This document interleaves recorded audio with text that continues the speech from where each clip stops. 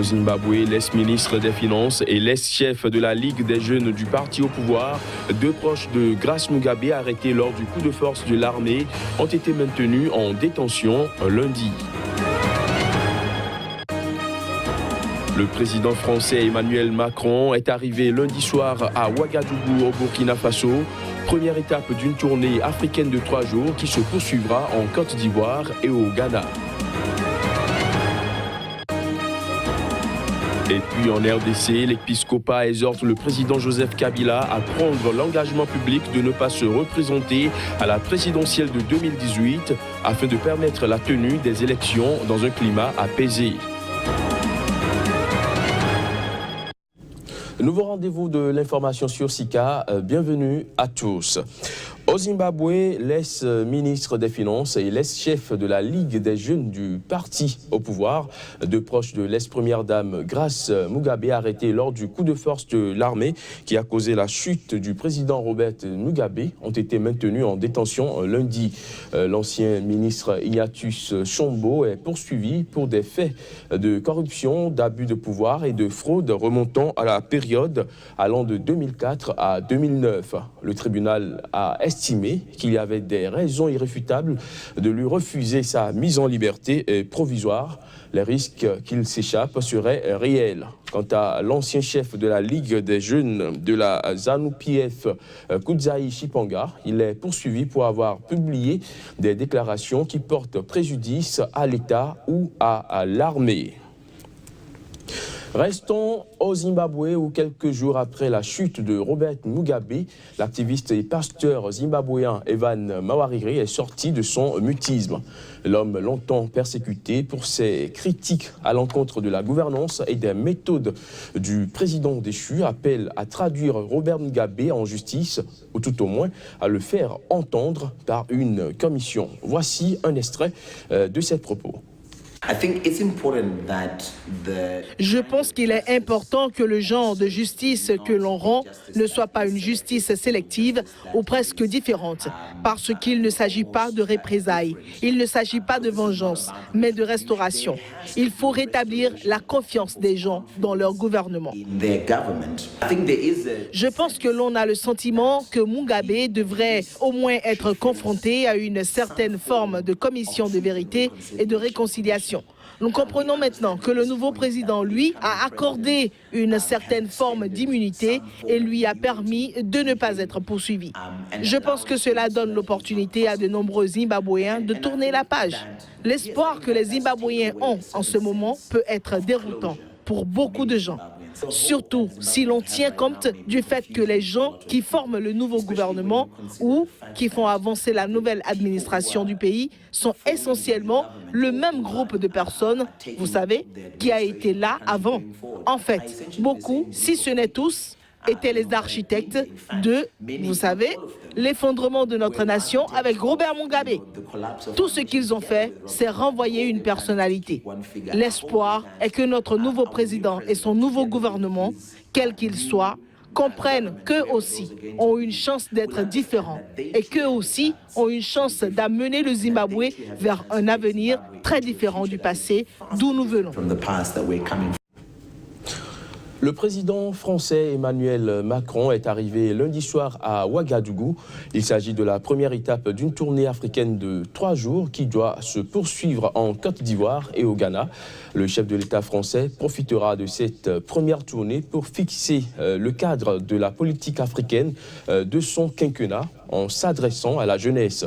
Il s'est prononcé après son premier tête-à-tête avec le président burkinabé Roch-Marc Christian Kaboré. On l'écoute. Le Burkina, c'est aussi un emblème de l'aspiration démocratique de la jeunesse africaine. Et nul ne peut ignorer ce qui s'est passé ici il y a quelques années, ce qui continue de vivre. Cette vitalité démocratique, cette vitalité de la jeunesse du Faso, c'est aussi ce visage du continent africain que nous voulons voir. Je voulais rendre hommage à tout cela en faisant de Ouagadougou la première étape de ma tournée africaine. Et c'est aussi un symbole, et c'est aussi pour marquer justement une nouvelle étape de notre relation, non seulement avec votre pays, Monsieur le Président, mais avec tout un continent. Toujours au Burkina Faso, une attaque à la grenade contre des soldats français à Ouagadougou a marqué l'arrivée du président français Emmanuel Macron pour sa première tournée africaine. Lundi soir, 2 heures avant son arrivée, des individus en cagoule à moto ont lancé une grenade contre un véhicule français dans le nord de Ouagadougou. Ils n'ont pas atteint leur cible, mais ils ont réussi à blesser 3 riverains, dont un grièvement.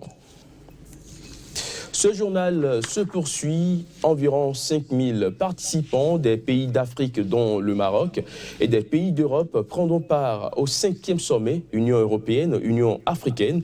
L'événement se tiendra à Abidjan, la capitale économique ivoirienne, les 28 et 29 novembre. Plus de précisions à travers cet élément. L'immigration et la sécurité seront au cœur du 5e sommet Europe-Afrique qui se tient mercredi et jeudi à Abidjan. 83 chefs d'État et de gouvernement y sont attendus. Le scandale international de la vente des migrants africains comme esclaves en Libye a de nouveau mis sur le devant de la scène la question de l'immigration africaine vers l'Europe. Le président du Niger, Mahamadou Issoufou, a expressément demandé que la question de la vente aux enchères d'esclaves soit mise à l'ordre du jour du sommet. Le président de la commission de l'UA, Moussa Faki Mahamat, a demandé des mesures urgentes et coordonnées entre les autorités libyennes, l'Union africaine, l'Union européenne et les Nations unies. Le roi du Maroc, Mohamed VI, participera à cette rencontre. Après de longues spéculations liées à la présence du Front Polisario pour le royaume, ni la légitimité. Le royaume chérifien a en effet réintégré en janvier dernier l'Union africaine qu'il avait quittée il y a 33 ans. Ces dernières semaines, la présence du Polisario à ce sommet a fait couler des flots d'encre dans la presse marocaine et algérienne, évoquant d'intenses tractations diplomatiques pendant les préparatifs. Le Sahara occidental est en grande partie sous contrôle du Maroc depuis 1975, mais les indépendantistes du Polisario réclament un référendum d'autodétermination. La question de la sécurité et des menaces terroristes devrait aussi être discutée par les chefs d'État et de gouvernement, alors que l'Afrique de l'Ouest notamment connaît depuis quelques années une montée en puissance de groupes djihadistes. Les chefs d'État devraient appeler à une grande coopération militaire et au niveau des renseignements. En République démocratique du Congo, l'épiscopat a exhorté hier lundi le président Joseph Kabila à prendre l'engagement public de ne pas se représenter à la présidentielle du 23 décembre 2018.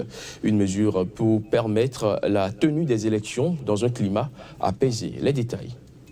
Partira pas, Joseph Kabila fait durer le suspense sur son intention de laisser le pouvoir ou non. Une situation qui fait régner l'inquiétude en République démocratique du Congo.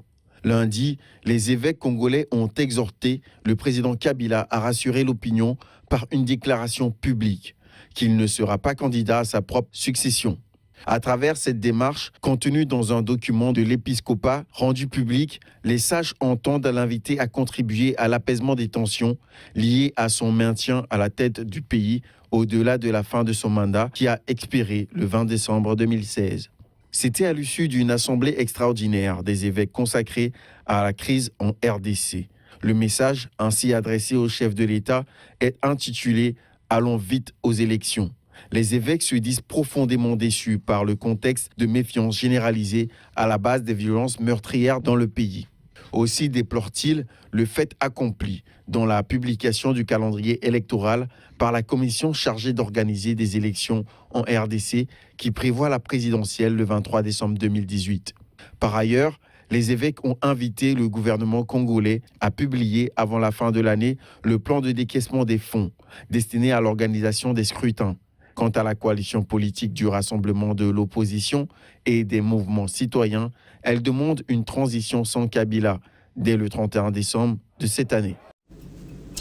Au Togo, le président Faure Gnassingbé s'est dit rassuré sur l'état indivisible du Togo après une visite le week-end écoulé à Sokodé, deuxième ville du pays. Sokodé est un important foyer des tensions qui agitent le pays depuis 3 mois. Reportage. Mes échanges avec les imams puis avec les cadres de la ville ont fini de me rassurer que notre pays reste indivisible, a écrit dimanche soir le président Faure Gnassingbé sur Twitter à l'issue de sa visite dans cette ville du centre-nord, bastion de l'opposant Tikpi Tchadam, président du Parti national panafricain. Les dégâts des violences qu'a connues cette ville naguère paisible m'attristent profondément et ne saurait laisser aucun citoyen indifférent, a ajouté le président, critiqué pour son silence pendant de longues semaines marquées par une crise politique et sociale. C'est à Sokodé qu'ont commencé les vagues de manifestations en août dernier avant de se propager dans le reste du pays. 13 partis de l'opposition se sont alliés au PNP pour dénoncer un demi-siècle au pouvoir de la même famille et demander la démission du président Gnassingbé à la tête du Togo depuis 2005. Il a succédé à son père, le général Gnassingbé Eyadémon, qui a dirigé sans partage le pays pendant 38 ans. Plusieurs édifices publics ainsi que des domiciles des cadres du parti au pouvoir avaient été saccagés et incendiés. Les manifestations de l'opposition ont été interdites depuis ces incidents à Sokodé et dans 2 autres villes du nord du pays, Bafilo et Mango, région autrefois favorable à la famille Gnassingbé. La coalition de l'opposition qui organise des marches tous les mois a appelé à 3 nouvelles journées de manifestation les 29 et 30 novembre et le 2 décembre prochain. Des tractations sont en cours via l'intervention de médiateurs comme le président ghanéen Nana Akufo-Addo et guinéen Alpha Condé pour organiser un dialogue politique entre pouvoir et opposition qui pourrait avoir lieu d'ici à quelques semaines selon Faure Gnassingbé. Arrivé lundi du pape François en Birmanie, le souverain pontife s'y est rendu pour une visite qui s'annonce plutôt délicate dans ce pays accusé d'épuration ethnique contre les Rohingyas. Voici les images. Des milliers de Birmans en tenue traditionnelle sont sortis accueillir le pape François, arrivé lundi à Rangoon. Ils sont venus des 4 coins de la Birmanie pour apercevoir le souverain pontife. La visite du pape se fait effective à un moment crucial pour le pays. Il n'est plus une nouveauté que le pays connaît de fortes tensions interreligieuses et se retrouve sous pression internationale depuis 3 mois. Le pape n'a pas hésité à décrier à plusieurs reprises le traitement réservé à ceux qu'il appelle ses frères Rohingyas. Ces déclarations concernant le sort de la minorité seront scrutées à la loupe. Et ça, le pape le sait. Et justement, il a prévu se rendre jeudi au Bangladesh où il doit rencontrer des Rohingyas.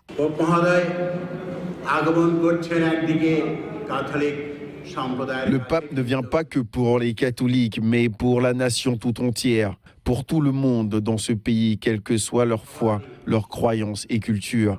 Il vient pour la majorité et pour les minorités. Tout le monde a ces questions en tête. Le pape parlera-t-il de changement climatique? Parlera-t-il des Rohingyas? Dira-t-il quelque chose à propos du drame de l'usine textile de Rana Plaza? Nous avons de grands espoirs qu'il parle de ces enjeux, ce qui est très réaliste. Nous espérons vraiment qu'il parle de ces enjeux.